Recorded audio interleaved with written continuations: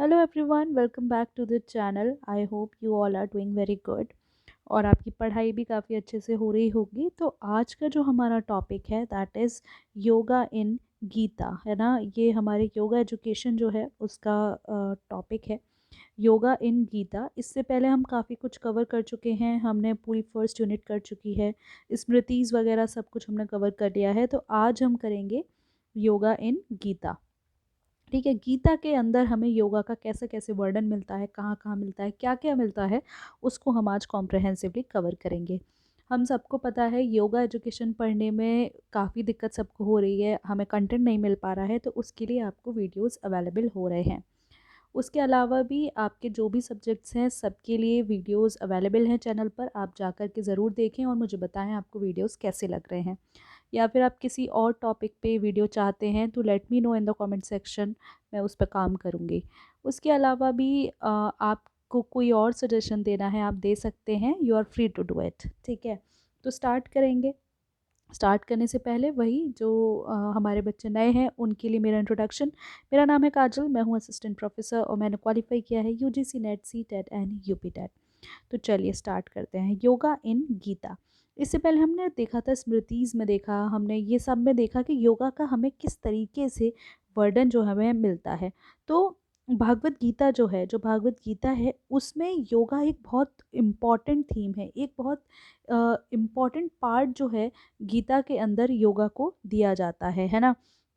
जहाँ पे योगा भागवत गीता के अंदर हम देखते हैं कि काफ़ी तरीके बताए गए हैं जिसके थ्रू हमें क्या मिल जाएगा, मोक्ष मिल जाएगा। अल्टीमेटली हम लोग किस चीज़ की तरफ, किस चीज़ के लिए सारे काम कर रहे हैं कि हमें क्या मिल जाए, मोक्ष मिल जाए और हमें अपने बारे में पता चले। तो भागवत गीता भी ऐसी ही है और भागवत गीता के अंदर भी हमें इन सब चीज़ों के बारे में काफ़ी सारे रास्ते बताए गए हैं कि आप इस रास्ते पे चलेंगे तो आपको लिबरेशन मिलेगा, आप इस रास्ते पे चलेंगे तो लिबरेशन नहीं मिलेगा, या इस पे जाएंगे तो लिबरेशन मिलेगा, है ना। तो गीता जो है वो 700 वर्स स्क्रिप्चर है ना। महाभारत जो है हमारी एक इंडियन एपिक जो है महाभारत, उसका पार्ट है गीता, है ना। गीता जो है, जो भागवत गीता है वो महाभारत का पार्ट है।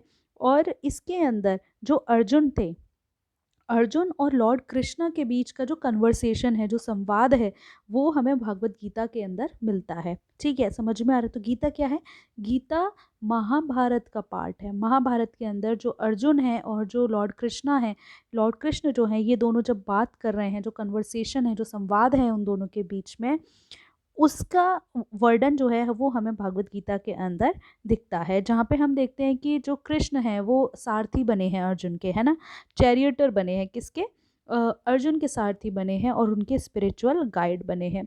अर्जुन कंफ्यूज थे, हमें पता है कि हम सबको पता है महाभारत के बारे में, सबने पढ़ा है। तो अर्जुन जो है कंफ्यूज थे और जब वॉर हो रहा था, जब वहाँ पे कुरुक्षेत्र में जब वॉर हो रहा था, तो उस वक्त कृष्णा ने उनको इसके बारे में भी बताया था। वहाँ पे इस कॉन्सेप्ट के बारे में वहाँ पे भी हमें वर्णन होता हुआ दिखता है। जो भगवत गीता है वो हमें जो भगवत गीता है उसके अंदर योगा योगा को के मल्टी डायमेंशनल पाथ बताए हैं, है ना। मतलब ये है कि उन्होंने जो भगवत गीता के अंदर हमें जो योगा मिलता है ना, उसके अंदर आपको डिफरेंट डिफरेंट पाथ बताए गए हैं, योगा के डिफरेंट डिफरेंट पाथ बताएं। ऐसा नहीं बताया कि आप इस रास्ते पे चलेंगे तो ही आपको मोक्ष मिलेगा, नहीं, इन्होंने कई तरीके की बातें कही हैं।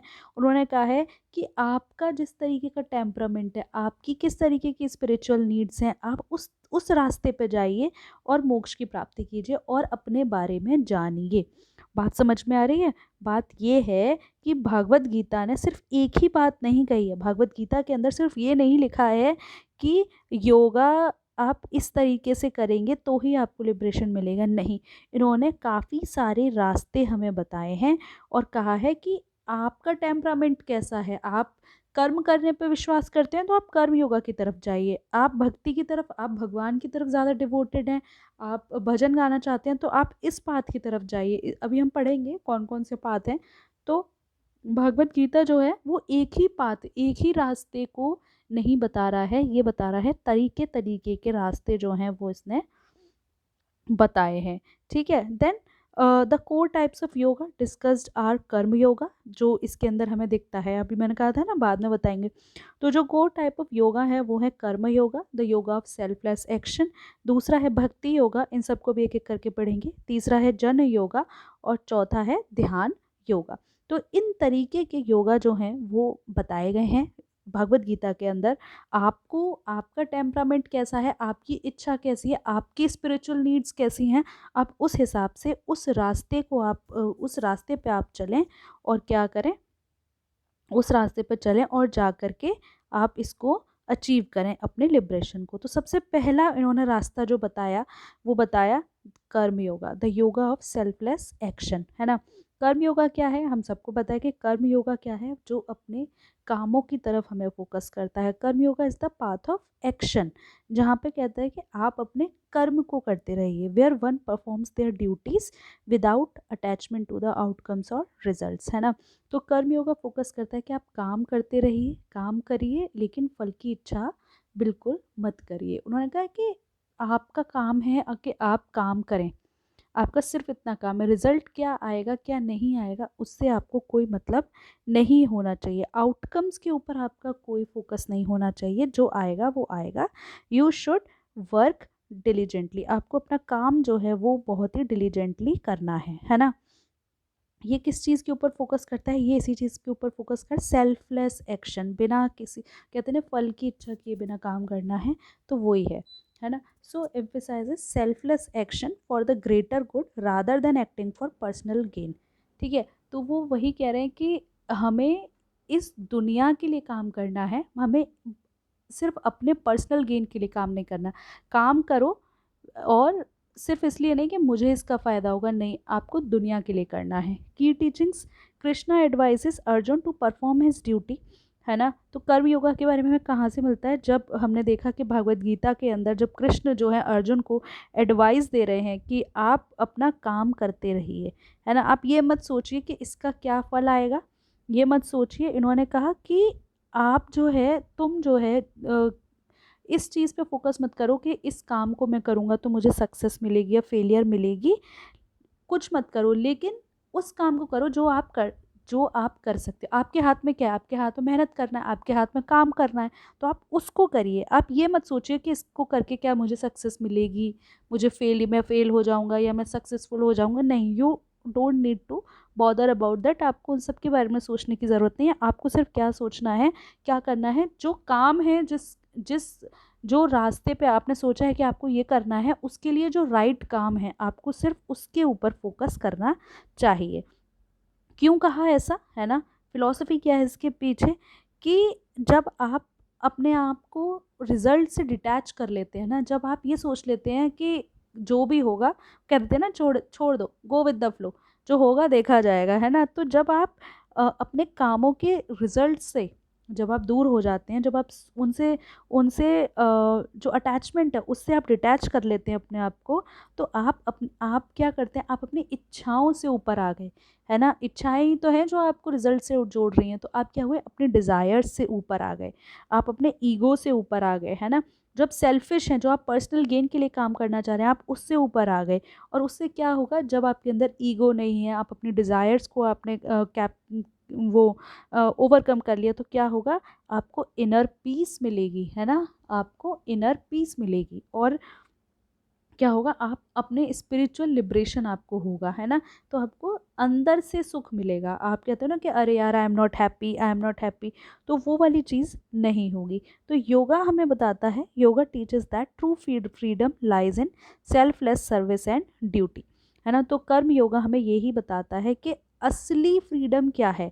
कर्म योगा हमें यही बताता है कि असली फ्रीडम क्या है, असली आज़ादी क्या है। इन्होंने कहा है कि असली आज़ादी है सेल्फलेस सर्विस, बिना किसी इच्छा के, बिना किसी फल की इच्छा किए बिना काम करते जाओ, और अपने जो आपकी ड्यूटी है वो आपको करनी है, चाहे कोई देख रहा है आपको, चाहे आपको नहीं देख रहा है, आपको वो काम करना है और उसे करते रहिए। और उसके बाद क्या होगा, उसके बाद ही आपको स्पिरिचुअल लिबरेशन मिलेगा। तो ये एक वर्ड्स है जो हमें मिलती है भगवत गीता के अंदर। You have the right to perform your prescribed duties but you are not entitled to the fruit of your action, है ना। भगवत गीता के अंदर ये लिखा हुआ है कि आपके पास हक है कि आप आपकी जो ड्यूटीज़ प्रिस्क्राइब्ड हैं आप उनको करें, लेकिन आपको ये बिल्कुल भी एंटाइटलमेंट नहीं है आपको कि आपको उनके फल मिलेंगे। पेड़ लगाया, कोई कोई पेड़ लगाया आपने, बड़ा हो गया बहुत, वो फल कब देता है? आपके आने वाली जनरेशन को, है ना। तो क्या है, तो भगवत गीता के अंदर यही लिखा है कि never be attach to the results of your activities, अपनी एक्टिविटीज़ के रिजल्ट से क्या उनसे अटैच मत हो। ठीक है, ये हो गया हमारा पहला कर्म योगा। दूसरा योगा किसकी बात हो रही है? भक्ति योगा। देखो यहाँ पे आप सोच रहे होगे कि मैम ये योगा तो हम दूसरा पढ़ते हैं, हमने फर्स्ट यूनिट के अंदर ही ये चीज़ पढ़ी है कि योगा का मतलब काफ़ी डिफरेंट है। ये योगा का मतलब जो है इवॉल्व हुआ है विद टाइम। सबसे पहले योगा का मतलब क्या था, फिर किस किस तरीके से इवॉल्व हुआ है, ये सब चीज़ें हम देख रहे हैं। तो अभी हम वही इवोल्यूशन देख रहे हैं। हमने देखा कि वेद और स्मृति के अंदर किस तरीके से योगा था, अब हम देख रहे हैं कि योगा गीता के अंदर हमें कैसा मिलता है। ठीक है, एक second, give me a second. Okay, हाँ, नेक्स्ट आता है भक्ति yoga, the yoga of devotion, है ना। योगा ऑफ डिवोशन, क्या? किसी की तरफ डिवोट कर देना अपने आप को। तो डेफिनेशन क्या होगी इसकी?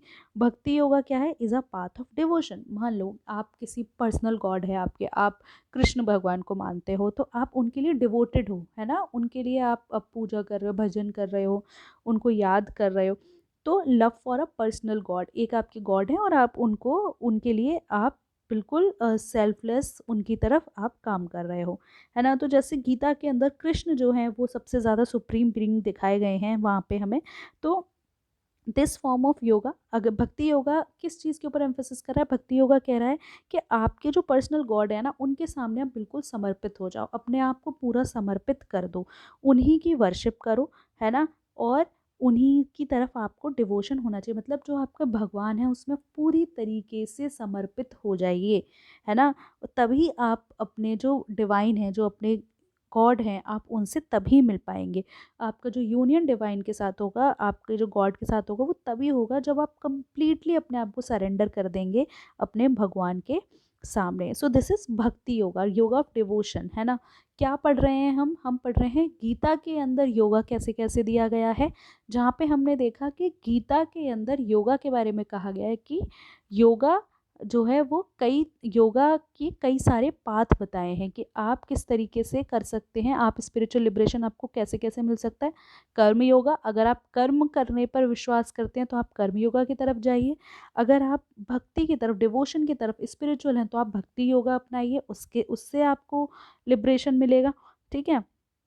तो यहाँ पे क्या है कि भक्ति योगा में कृष्णा जो है वो एक्सप्लेन करते हैं that devotion to God through love, faith and surrender leads to spiritual liberation. यहाँ पे कृष्ण कहते हैं कि अगर आप अपने भगवान के लिए आप समर्पित हो जाते हैं, उनको अपना पूरा प्रेम देते हैं, अपना पूरा फेथ देते हैं, ऐसा नहीं है कि आप भगवान से कोई चीज़ बिल्कुल कर रहे हैं लेकिन आप कहीं और भी बिजी हैं, तो ऐसा नहीं करना है। आपको पूरा विश्वास होना चाहिए अपने भगवान के ऊपर, और तभी आपको स्पिरिचुअल लिबरेशन मिलेगा।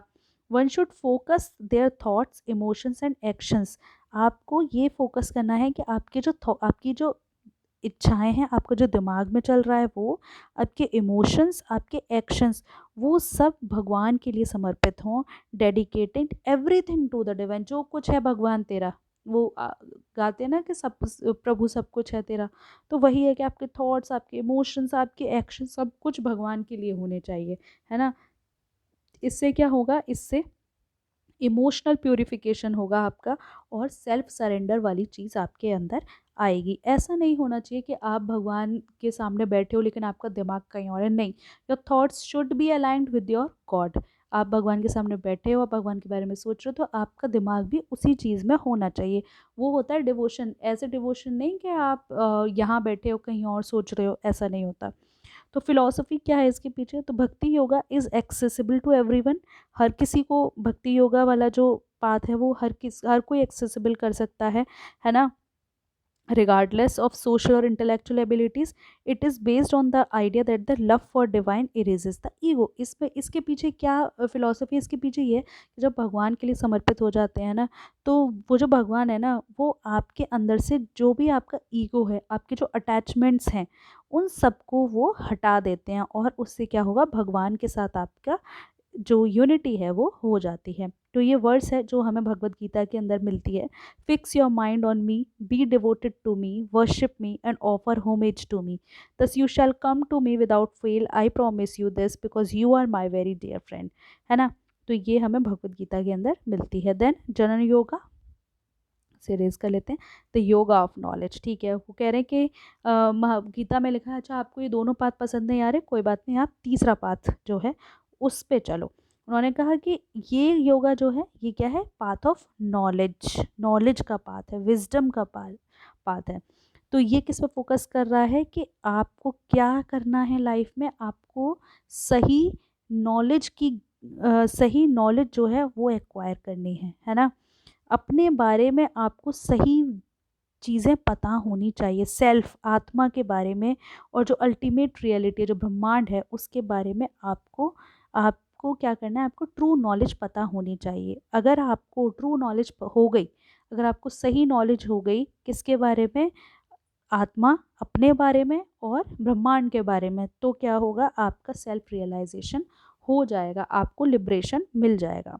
देखते हैं की teachings. Krishna teaches that understanding the difference between transient material body and eternal soul is essential.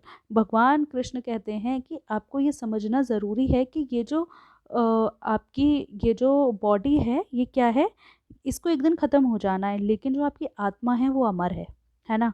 तो उन्होंने कहा अगर आपको ये चीज़ें आपने समझ ली ना, bye gaining knowledge of the true nature of existence, आपने ये समझ लिया ना कि हम यहाँ क्यों हैं, हम यहाँ किस तरीके से हैं, है ना, एक दिन तो सबको जाना ही है। तो आप ना अपने आप को इस फिज़िकल वर्ल्ड से, ये जो मटेरियल वर्ल्ड है, इससे अपने आप ही डिटैच कर लोगे, है ना। और one can transcend ignorance and attain liberation. और क्या होगा, और जब आप अपने आप को डिटैच कर लोगे तो इग्नोरेंस से आप अपने आप को ट्रांसेंड कर लोगे। Then philosophy, Jnana yoga focus on self inquiry. तो ये जो योगा है ये फोकस करता है किस पे, सेल्फ इंक्वायरी पे, कंटेम्पलेशन पे, अपने आप के बारे में आपको जानना है, discernment between the real and unreal, real क्या है, अनरियल क्या है, इन सब में डिफरेंस जानना। और ये इंटेलेक्चुअल पाथ है, हर कोई नहीं चल सकता इस पाथ पे, है ना। It is the intellectual path to enlightenment where one realises that a true self is beyond the body and mind. तो ये इंटेलेक्चुअल पाथ है जहाँ पे एक पर्सन को समझ में आता है कि सत्य क्या है, अपने बारे में सत्य क्या है। जो हम सोचते हैं ना, ये मेरी बॉडी है, ये मेरा दिमाग है, इन सब से भी कहीं दूर जाके जो बात है वो इसमें बात की गई है। तो ये एक वर्ड्स है जो इसके अंदर लिखी है, just as a person cast off worn out clothes. वही लिखा हुआ है कि जिस तरीके से एक जो पर्सन है, एक जो पर्सन है वो जिस तरीके से अपने पुराने कपड़े हटाता है और नए कपड़े पहनता है, उसी तरीके से जो सोल है, जो आत्मा है, वो भी पुरानी बॉडी हटा के एक नई बॉडी में एंटर करती है। देन लास्ट वन इज ध्यान yoga, the yoga of meditation. ये चौथा पाथ बताया इन्होंने, कहा कि अगर आपसे ये तीनों पाथ भी नहीं हो रहे तो आप इस चौथे पाथ पे चलो, क्या, ध्यान योगा, मेडिटेशन। इसको आप राजयोगा भी कहते हैं, is the path of meditation. ठीक है, जो आज का योगा है, आज मेडिटेशन के ऊपर ज़्यादा फोकस है ना। हर कोई कहता है मेडिटेट करो, डिप्रेशन में हो मेडिटेट करो, है ना। तो विच इन्वॉल्व्स मेंटल डिसिप्लिन। इसके लिए क्या चाहिए, मेडिटेशन के लिए मेंटल डिसिप्लिन चाहिए, कॉन्सेंट्रेशन चाहिए, माइंडफुलनेस चाहिए। It is the practice of controlling the mind. Meditation क्या है, अपने दिमाग को कंट्रोल करना सीख लो, to attain self realization and inner peace, है ना, कि अपने दिमाग को कंट्रोल करो जिससे आपको सेल्फ रियलाइजेशन, और जब आप दिमाग को कंट्रोल कर लोगे तो आपको अपने बारे में पता चलेगा और आपको अंदर से जो पीस है वो मिलेगी। ठीक है। देन की teachings, Krishna explains that through meditation one can control the restless mind. जब दिमाग ज़्यादा चलता है तो यही कहते हैं कि मेडिटेट करो, कॉन्सेंट्रेट करो, किसी भी चीज़ पे फोकस करो। तो वही है कि जब आप मेडिटेट करते हैं ना, तो आपका जो दिमाग है, जो रेस्टलेस दिमाग है, उसको आराम मिलता है ना। आप जो डिस्ट्रैक्शंस है वो उनको ओवरकम कर पाते हैं और इनर सेल्फ के ऊपर आप काम कर पाते हैं।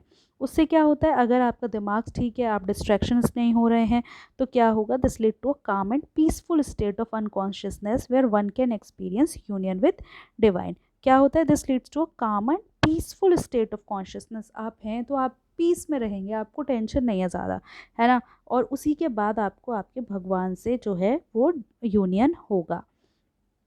ठीक है। देन ध्यान yoga emphasises controlling the mind and senses.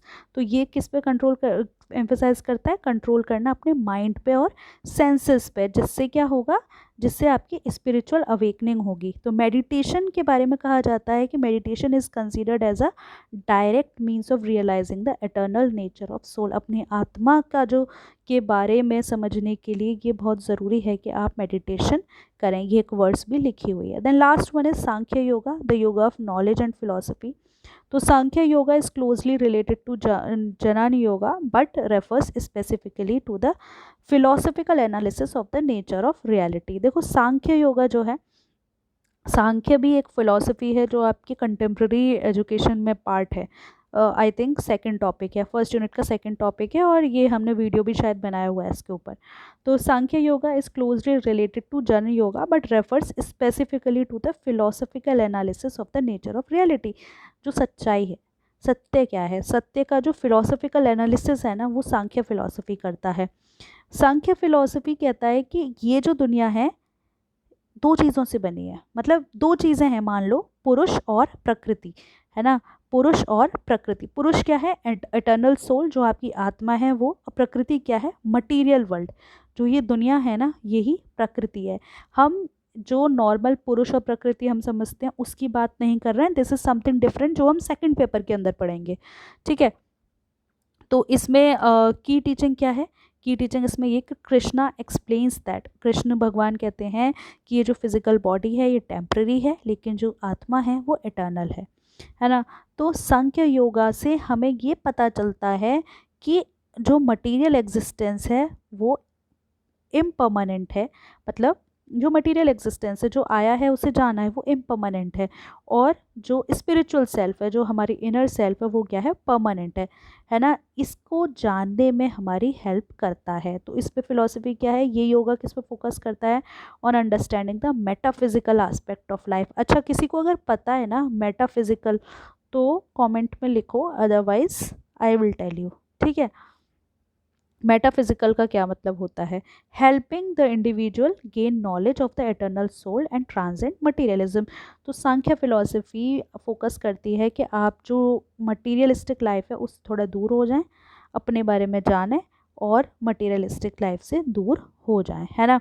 Keywords, एक वर्ड्स जो है वो यहाँ पे इसके बारे में भी लिखी हुई है।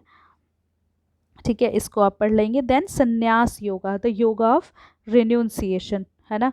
बस लास्ट ही है, don't worry, the yoga of renunciation. ठीक है। So Sannyasa yoga is the path of renunciation. आपने साधु महात्मा देखे होंगे, वो क्या है, संन्यास योगा है। आपने सब कुछ छोड़ दिया, है ना। आपने जो वर्ल्डली डिज़ायर्स है ना, जो वर्ल्डली डिज़ायर्स हैं, घर गृहस्थी माँ बाप सब कुछ छोड़ दिया, और एक स्पिरिचुअल गोल को पाने के लिए आप जो हैं वो जा रहे हैं।